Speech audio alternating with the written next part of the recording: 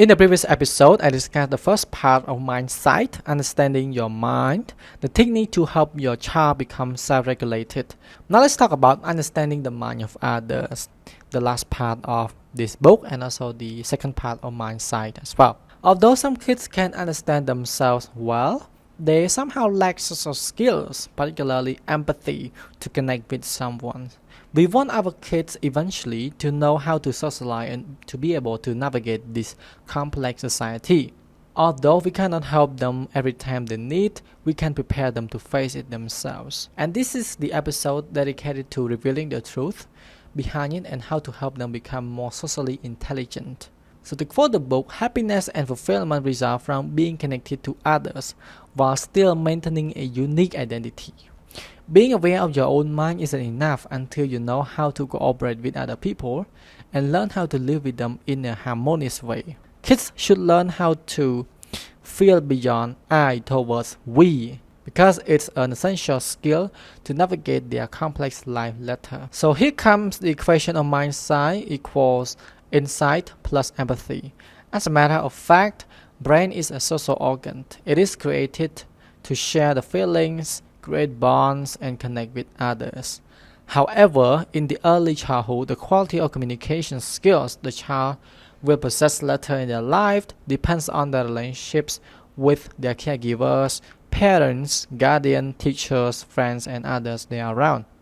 If parents attune to kids, fulfill their emotional and physical needs, listen to them and value their opinions, they are born to be a person who values other opinions, becomes a good listener and caring individual too. However, if you are dismissive and cold, ignoring their needs and wants, they will be grown feeling isolated and learning to adapt to the world as a person who lacks necessary social skills. They can become a people pleaser. There's a concept related called childhood emotional neglect, in which children just don't receive enough nurture from their parents and they result as being very neglectful, uncaring, and also some sort of people pleaser and attention seeker as well. Ideally, parents should provide a consistent, predictable love and attunement to their kids so that their children can develop mindset skill. Remember, how you nurture your child develops generation to come. So be mindful with your parenting patterns and adjust them as needed. Now let me introduce strategy 11, making a point to enjoy each other. Kids are hardwired for play and exploration. They want to have fun and engage in exciting, sometimes risky activities. As parents, while it's a must to maintain boundary and discipline, never forget to have fun with your children in order to establish good rapport with them. The more you create positive experience with them, the more they value relationships and expect and behave positively in a social relationship as well. So what you do with them, they will replicate, they will expect the same thing, and they will project the same behavior when they socialize with other people. You can take advantage of dopamine. If you don't know what dopamine is a chemical reward that makes you feel happy when you sing, you dance, you play games, or even use drugs. So it's a big factor why people can't stop doing something even they know it's bad. You can take advantage of dopamine in a positive way. You can engage them in fun activities, for example, reading together before sleep or acting a role play before dinner, and dopamine will reward them. Later, you will seek the same pleasurable activities to get their dopamine released. Also, while your child is having fun, they are receptive to anything you want them to learn or improve.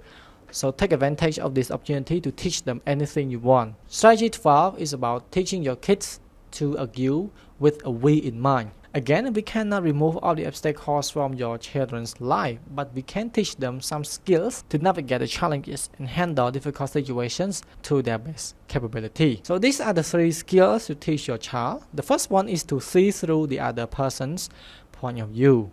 Example, your son came to you and complained about his sister messing up his rooms. He said he didn't cause any troubles and he didn't understand why his sister just did this. As parent, instead of dismissing your child's complaint, maybe you find it very unreasonable or you think he was lying, you can say, alright, it must be unfair and inappropriate to see your books scattering around in the room without you doing anything. However, there must be a reason behind anything. Think about why she did it. Or maybe you can prompt your son to think in a specific way. You can say, okay, think about anything that made you angry and did similar thing.